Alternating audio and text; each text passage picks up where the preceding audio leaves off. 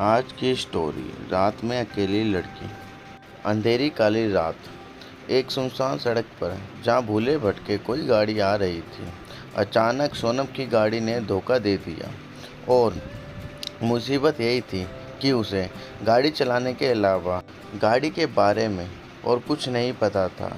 अब उसे महसूस हो रहा था कि उसे रात के वक्त सफ़र नहीं करना चाहिए था। जहाँ उसके मोबाइल में सिग्नल नहीं आ रहे थे, वहीं किसी बड़ी गाड़ी को रोकने से भी घबरा रही थी, क्योंकि उसे इस बात का डर था कि कहीं किसी में से मदद लेने के चक्कर वह कोई और मुसीबत मोल ना ले ले। तभी एक लंबी गाड़ी उसके पास आकर रुकी। क्या आपकी गाड़ी ख़राब हो गई है? सोनम जी, पता नहीं क्या हुआ है, स्टार्ट ही नहीं हो रही है, प्लीज़ आप देख लेंगे। सॉरी मैडम, मुझे गाड़ी के बारे में कुछ ज़्यादा मालूम नहीं है, लेकिन अगर आप कहें तो मैं आपको कहीं छोड़ सकता हूँ। आप कहाँ जा रही हैं? सोनम, मैं दिल्ली से आ रही थी और जयपुर के लिए जा रही थी कि गाड़ी ने धोखा दे दिया। अरे मैं भी मथुरा जा रहा हूँ, आपको छोड़ दूँगा, आ जाइए। सोनम गाड़ी में बैठने से घबरा रही थी। क्या सोच रही हो? घबराइए नहीं, देखिए मैं एक शादीशुदा आदमी हूँ और आधी रात में एक सुनसान सड़क पर कुछ भी हो सकता है, प्लीज़ आ जाइए। सोनम के सामने और कोई चारा भी नहीं था, इसलिए वह गाड़ी में बैठ गई। मेरा नाम रोहित है, मेरा कपड़ों का शोरूम है और मैं अपनी बीवी को लेने मथुरा जा रहा था। असल में बच्चे छुट्टियों में नानी के घर गए हुए थे, अब उनका जी भर गया है, इसलिए बुलावा आया है कि लेने आ जाओ। सोनम, मेरा नाम सोनम है और मैं एक फ़ैशन डिज़ाइनर हूँ। एक फ़ैशन शो के लिए जयपुर जाना था। मैंने सोचा कि अभी निकलूँगी तो सुबह होने से पहले पहुँच जाऊँगी, जिससे मुझे तैयारी के लिए अच्छा समय मिल जाएगा। लेकिन रोहित, आपको इतनी रात को नहीं निकलना चाहिए था। वैसे भी यह रोड सही नहीं है। इस रोड पर पिछले कुछ दिनों में कई लोगों की हत्या हुई है, आपने तो सुना ही होगा। सोनम रोहित की बात सुनकर घबरा गई। यह बात बताते हुए रोहित की हल्की सी मुस्कुराहट ने उसे डरा दिया था। गाड़ी का एसी ऑन था, फिर भी सोनम को पसीने आ रहे थे। रोहित, मैंने सुना है कि वह कातिल लोगों का गला घोटकर उन्हें मार देता है। आज तक पुलिस को कोई सबूत नहीं मिला। सोनम, प्लीज आप ऐसी बात ना करें, मुझे डर लग रहा है। रोहित हंसने लगा। आप जैसी बहादुर लड़की रात में अकेले सफर कर रही है, उसे कैसा डर? सोनम, देखिए यह मेरी मजबूरी है, यह मेरा पहला प्रोजेक्ट है, इसलिए मैं पहले से तैयार रहना चाहती थी। रोहित अब फ्लर्ट करने लगा था। आप भी कहाँ फैशन डिजाइनिंग में पड़ गई? आप जैसी सुंदर लड़की को तो मॉडल होना चाहिए, सारे शो हाउसफुल हो जाएंगे। सोनम रोहित के बदलते मिजाज को देखकर थोड़ी सतर्क होने लगी। उसने अपने बैग से पानी की बोतल निकाली और पानी पीने लगी। रोहित, प्यास तो मुझे भी लगी है, क्या आप मेरी प्यास बुझा देंगी? सोनम, क्या मतलब है आपका? रोहित, मेरा मतलब है कि मुझे भी प्यास लगी है, प्लीज़ अपनी बोतल दे दीजिए। सोनम, आपकी अपनी बोतल भी तो रखी है, उससे पी लीजिए। रोहित, उसमें वो बात कहाँ जो आपकी बोतल में है। सोनम, देखिए मेरे साथ ऐसी बातें नहीं कीजिए, नहीं तो मैं गाड़ी से उतर जाऊंगी। रोहित, अरे आप तो बुरा मान गई, मैं तो मजाक कर रहा था। रोहित ने सोनम से बोतल ली और पानी पीने लगा। सोनम को उसका यह व्यवहार अजीब लगा। तभी सोनम ने देखा कि उसके मोबाइल में सिग्नल आ गए हैं। वह फ़ोन करने लगी। सोनम, हेलो मम्मी, मैं अभी रास्ते में हूँ, मेरी गाड़ी ख़राब हो गई थी, इसलिए मैंने किसी से लिफ्ट ले ली।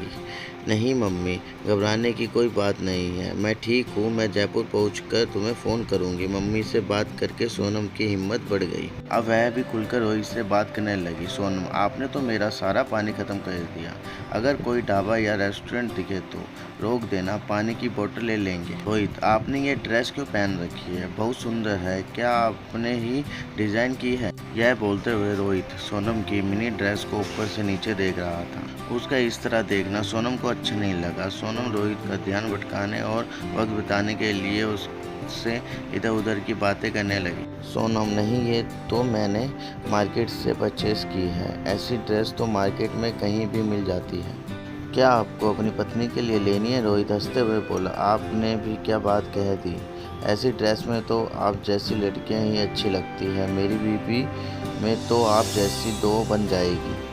सोनम की घबराहट कम हो गई थी, लेकिन रोहित के दिल में कुछ और ही था। रोहित, हमारी बात तो बीच में ही रह गई, मैं आपको बता रहा था कि आगे से इतनी रात में भूलकर भी इस सड़क पर सफ़र नहीं करना, क्योंकि ना जाने कौन किस बात का बदला ले रहा। इस रोड पर कई लोगों की गला घोट कर हत्या कर दी, जबकि कोई लूटपाट भी नहीं हुई।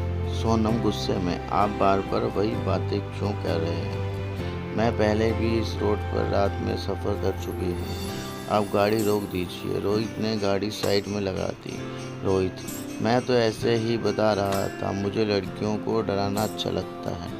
लेकिन आप पहले इस रोड से कहाँ गई थी? सोनम, ये बात कुछ महीने पहले की है। मैं और मेरी मम्मी इसी रोड से अपने मामा के घर आगरा जा रहे थे। उस दिन भी इसी तरह गाड़ी खराब हो गई। वहाँ एक गाड़ी आई जिसमें 3 लड़के थे। मैं अपनी मम्मी के साथ थी तो बिल्कुल नहीं घबरा रही थी। उन्होंने हमें लिफ्ट दी, हम भी गाड़ी में बैठ गए। लेकिन बीच रास्ते में वह लड़के मेरे साथ बदतमीजी करने लगे।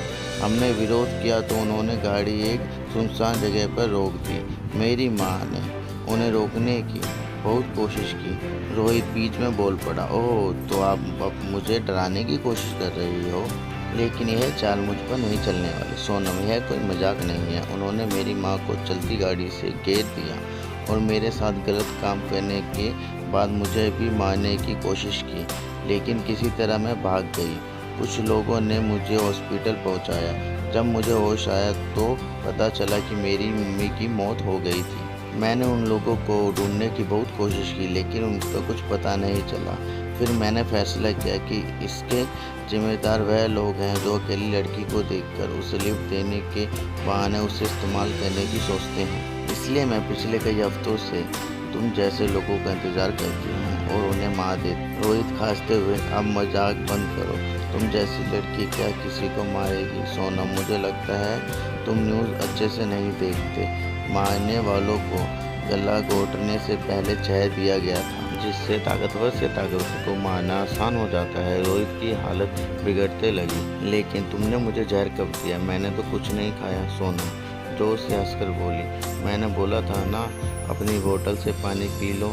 लेकिन फ्लर्ट करने के चक्कर में तुमने मेरी बात नहीं मानी। रोहित, मेरी हालत बिगड़ रही है, प्लीज़ मुझे बचा लो। मैं ऐसा आदमी नहीं हूँ। सोनम, मैं ऐसे आदमी नहीं हूँ। बस अकेली लड़की देखी और हो गई शुरू। क्या तुमने एक बार भी गाड़ी से उतर कर देखा मेरी गाड़ी ख़राब भी है कि नहीं?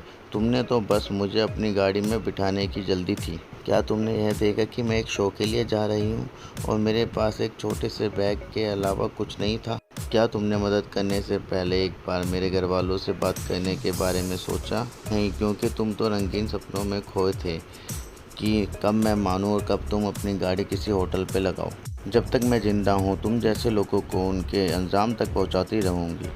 इतना कहते ही सोनम ने हंसते हुए अपने बैग से एक मोटी रस्सी निकाली। रोहित असहाय पड़ा ये सब देख रहा था। फिर उसकी आंखों के आगे अंधेरा छाने लगा और उसकी मृत्यु हो गई।